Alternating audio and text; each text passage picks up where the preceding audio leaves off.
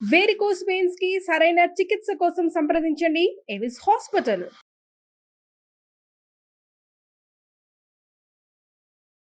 నమస్కారం సార్. నమస్తే అంశీ. ఉత్తరప్రదేశ్ ఝాన్సీలోని మహారాణి మెడికల్ కాలేజ్లో జరిగిన అగ్ని ప్రమాదం ఏదైతే ఉందో దేశవ్యాప్తంగా తీవ్ర దిగ్భ్రాంతికి గురి చేసింది అని చెప్పొచ్చు. అండ్ అందులో మనం చూస్తే ఎస్పెషల్లీ అది షార్ట్ సర్క్యూట్ వల్ల జరిగింది అని కొందరు అంటుంటే, ఇంకొందరు ఆక్సిజన్ సిలిండర్స్ పేలడం వల్ల జరిగింది అని చెప్తూ ఉన్నారు. అసలు దీన్ని ఏ రకంగా చూడొచ్చు అంటారు? అసలు నిజంగా ఏం జరిగింది sir? Jhansi Lakshmibai medical college ఏదైతే ఉందమ్మో ఉత్తరప్రదేశ్లో, అది భౌగోళికంగా చూసుకుంటే మధ్యప్రదేశ్కి ఢిల్లీకి వెళ్తున్న రూట్లో కార్నర్లో ఉండేటువంటి ఒక డిస్ట్రిక్ట్ హెడ్ క్వార్టర్ అయినటువంటి ఝాన్సీలో జరిగిన ఇన్సిడెంట్. నేను అంత క్లియర్గా చెప్తే ఎందుకంటే నేను ముందు చెప్తానమ్మా, తర్వాత చెప్తాను ఎందుకు వచ్చింది అన్నది. నాకుండేటువంటి అనుమానాలు నాకుండే అమానుషంగా ఎవరు ఎక్స్పెక్ట్ చేయని విధంగా ఒక ఇంక్యుబులేటర్స్లో ఉండేటువంటి పసికందువులు, ఇంక్యుబులేటర్స్ అంటే పుట్టిన తర్వాత 7 నెలలలో పుట్టినటువంటి పిల్లలు కావచ్చు, ఇంకా మిగతా కాంప్లికేషన్ ఉన్న పిల్లలు హీట్ కోసం అని చెప్పి ఏంటంటే వాళ్ళు గ్రోత్ కోసం అని చెప్పి గ్రోత్ డిజార్డర్స్ కోసం అని ఇంక్యుబులేటర్స్లో పెడతారు. వాళ్ళు యాక్టివ్గా పెద్ద ఉండరు, వాళ్ళకి చాలా ప్యాసివ్గా ఉంటారు మా పిల్లలు. అండ్ ఆల్సో మదర్కి కూడా అప్పుడు తీసుకెళ్ళి ఫీడింగ్ ఇచ్చి మళ్ళీ తీసుకెళ్ళి పెట్టేయటం. పేరెంట్స్ కంట్రోల్లో, మదర్ కంట్రోల్లో అసలు ఉండరు పాప. జనరల్గా అయితే బస్ ఫీడింగ్లో కానీ లేకపోతే ఫీడింగ్ కోసం మదర్ దగ్గర పెడతారు, వీళ్ళు వాళ్ళ దగ్గర ఉంచరు, సపరేట్గా ఇంక్యుబులేటర్స్లో పెడతాం జరుగుతుంది. ఇక్కడ పెట్టినటువంటి పిల్లలు యాక్సిడెంట్ లేకపోతే ఇన్సిడెంట్, నేనైతే ఇన్సిడెంటే అని అనుకుంటున్నాను. నేను యాక్సిడెంట్లుగా ఫైర్ క్రాక్ అయ్యి అక్కడ పిల్లలు 47 మంది పిల్లల్లో 10 మంది సజీవ దహనం అవటం అది చాలా అసలు వర్ణాంతరం. మా తల్లులు యొక్క ఆక్రోషం అని చెప్పుకోవచ్చు. అందులో గవర్నమెంట్ హాస్పిటల్కి వచ్చే వాళ్ళు అందరూ కూడా చాలా లేని వాళ్ళు ఉంటారు, మధ్యతరగతి వాళ్ళు ఉంటారు. వాళ్ళ పిల్లలందరూ కూడా ఇట్లాగా ఆహుతి అయిపోతే వాళ్ళు ఎవరితో చెప్పుకుంటారు బాధలు అనే ఫీలింగ్ నాకు ఉంది. నేను ఎందుకంటున్నానంటే యాక్సిడెంట్ అంటే నేను ఒక న్యూస్ నేను చదివాను, వెరిఫై చేసుకున్నానమ్మా. దాంట్లో ఏమన్నానంటే 7 పారామీటర్స్లో నేను ఒక కంక్లూషన్లోకి రావాల్సి వచ్చింది. It's a incident not an accident అన్నది. యాక్సిడెంట్కి ఇన్సిడెంట్ తేడా ఏంటి? మనకి ఎవరైనా సరే చేసి ఉంటే అది ఇన్సిడెంట్ అనుకోవచ్చు, లేదా నిజంగా ప్రమాదవశాత్తు జరిగితే యాక్సిడెంట్ అనొచ్చు. కన్ఫ్యూజన్ అయితే చాలా ఎక్కువ ఉందమ్మా, చాలా ఎక్కువ కన్ఫ్యూజన్ ఉంది ఇన్సిడెంట్ మీద. ఆ కన్ఫ్యూజన్ చూస్తూ ఉంటే నాకు నిజంగా దాంట్లో డౌట్ అయితే నాకు ఉందమ్మా. ఏంటండి సార్, ఎలా చెప్పొచ్చు అంటారు? ఇన్సిడెంట్ అని ఎందుకు అనుకుంటున్నానంటే 7 పారామీటర్స్ చెప్తున్నారమ్మా. 7 పారామీటర్స్లో ఏంటంటే టైం అండ్ యాక్సిడెంట్ అయినటువంటి విధానము, duty doctor attendance, security and ఈ యాక్సిడెంట్ ఫైర్ ఫ్లేర్ అప్ అవటానికి జరిగేటువంటి ఎసెన్షియాలిటీస్ ఏంటి. 7 పారామీటర్స్లో చూసుకుంటే కనుక దీని ఇన్సిడెంట్ అనే చెప్పచ్చు. నేను ఒక న్యూస్ అయితే వెరిఫై చేశానమ్మా, ఒక న్యూస్ ఛానల్ది. వాళ్ళు ఏమంటారంటే వీళ్ళు హాస్పిటల్ డిక్లేర్ చేసిందేమో 11:30 అన్నారమ్మా. వీళ్ళు డిక్లేర్ చేసింది రాత్రి 8:30 అని చెప్పేసి గవర్నమెంట్ డిక్లేర్ చేసింది. ప్రత్యక్ష సాక్షులు చూసింది అయితే 11:30 అని చెప్పారమ్మా.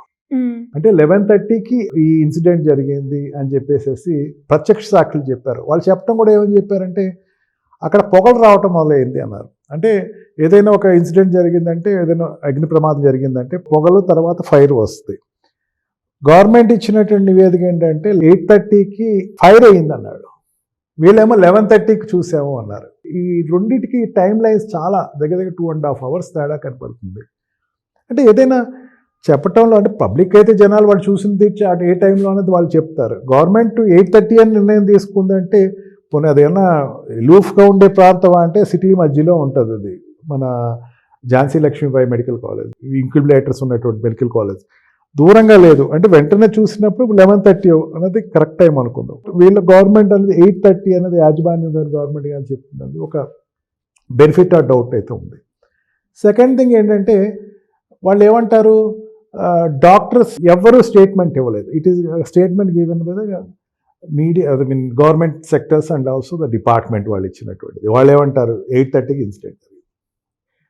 డ్యూటీ డాక్టర్ ఉంటారు కదమ్మా, పీడియాట్రిస్టులు అక్కడ ఖచ్చితంగా ఉండాలి. పోస్ట్ నాటల్ చైల్డ్స్కి చూసుకునేటువంటి రౌండ్ ద క్లాక్, అంటే మిగతా ఎయిల్మెంట్స్ కన్నా ఇంక్యుబులేటర్లో పెట్టేటువంటి పిల్లలకైతే రౌండ్ ది క్లాక్ డాక్టర్స్ ఉంటారు. అండ్ ఆల్సో ఈ మెడికల్ స్టూడెంట్స్ ఉంటారు.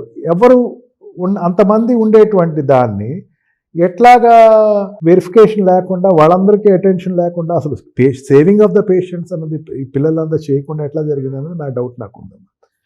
సెకండ్ థింగ్ ఏంటంటే ఇంకో ఛానల్లో చూశాను నేను, కొన్ని ఎక్విప్మెంట్స్ ద్వారా యాక్సిడెంట్ అయింది అన్నారు. ఒక రకంగా వాళ్ళు ఏమంటారు, ఆక్సిజన్ సిలిండర్స్ ఉన్నాయి, ఆక్సిజన్ సిలిండర్స్ వల్ల అక్కడ ఆ ప్రమాదం జరిగింది అన్నారు. Oxygen cylinder no doubt oxygen fire స్పైసర్ అంటే స్పైర్ ఎడిషనల్ గ్యాస్ అంటే యాడప్ అయ్యే గ్యాస్, అందుకే ఖచ్చితంగా అవుతాయి. అన్ని ఆక్సిజన్ సిలిండర్స్ అక్కడ సెక్యూరిటీ లేకుండా, ఎటువంటి ప్రొటెక్టివ్ జోన్ లేకుండా అక్కడ పడేయటం ఏంటి, అసలు ఫైర్ ఎట్లా అయింది? ఎలక్ట్రికల్ షార్ట్ సర్క్యూట్ అని చెప్పేసరికి 24 hours మానిటర్ చేయడానికి ఎలక్ట్రీషియన్స్ ఉంటారు, ఎలక్ట్రికల్ డిపార్ట్మెంట్ ఉంటుంది. అది స్లోగా జరుగుతూ ఉండేటువంటి ఏదైనా ఎలక్ట్రిసిటీ షార్ట్ సర్క్యూట్ అయింది అనుకోండి, అంత ఫాస్ట్గా ఫైర్ అప్ అయిపోయి జనాలు ఎవరు చూడకుండా ఏదో ఎక్కడో తెలియని నిర్బంధన ప్రదేశంలో జరిగినట్టుగా వాళ్ళు చెప్పడం అనేది కొంచెం బెనిఫిట్ అవుట్ కదా చెప్పచ్చు. యాక్సిడెంట్ ఎట్లా అయిందనే దాంట్లో కూడా క్లారిటీ లేదమ్మా. యాక్సిడెంట్ ఈ రకంగా ఫైర్ వల్ల అయిందా, షార్ట్ సర్క్యూట్ అయిందా, షార్ట్ సర్క్యూట్ వల్ల ఫైర్ ఫ్లేర్ అప్ అయిందా అన్నది కూడా స్పష్టత అయితే లేదు. ఇదంతా చూసుకునేసరికి ఒక ఎత్తమ్మా.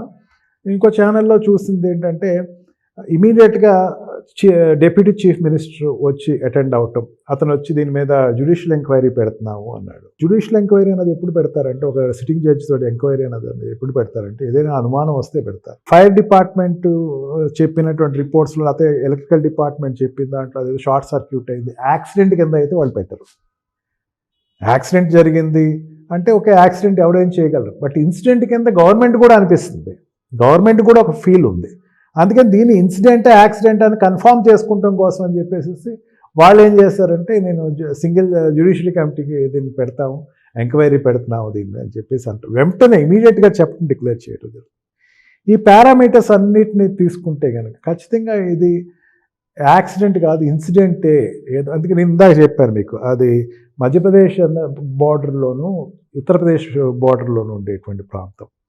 అది చంబల్ ఏరియా అమ్మ అదంతా కూడా. దాని పక్కనే చంబల్ ఉంటుంది. చంబల్ అనేసరికి చిన్నపిల్లల్ని అడిగినా చెప్తారు. బండిట్ ఏరియా, బండిట్ జోన్స్ అన్నీ కూడా బండిట్ జోన్స్. అందులో ఈ మధ్యన ఉత్తరప్రదేశ్ సీఎంకి వ్యతిరేకంగా చాలా ఎక్కువ గొడవలు జరుగుతుంది. ఒక అతను తీసుకున్న నిర్ణయాలను వ్యతిరేకిస్తూ చాలా గొడవలు జరుగుతుంది. ఏదైనా ఒక ఇది కావాలని చేశారు అన్నదాన్ని రూల్ అవుట్ చేయడానికి అయితే లేదు. ఖచ్చితంగా ఈ కోణం కూడా ఒకటి మనం ఆలోచించుకోవచ్చు. దీనిలో కూడా ఒక పర్స్పెక్టివ్ ఇది అయి ఉండొచ్చు అన్న దాని మీద నాకు ఉండేటువంటి ఆలోచనలో నేనైతే ఖచ్చితంగా అయితే ఉందమ్మా నాకు ఈ రకంగా. Great sir, great analysis. Thank you so much. Thank you very much.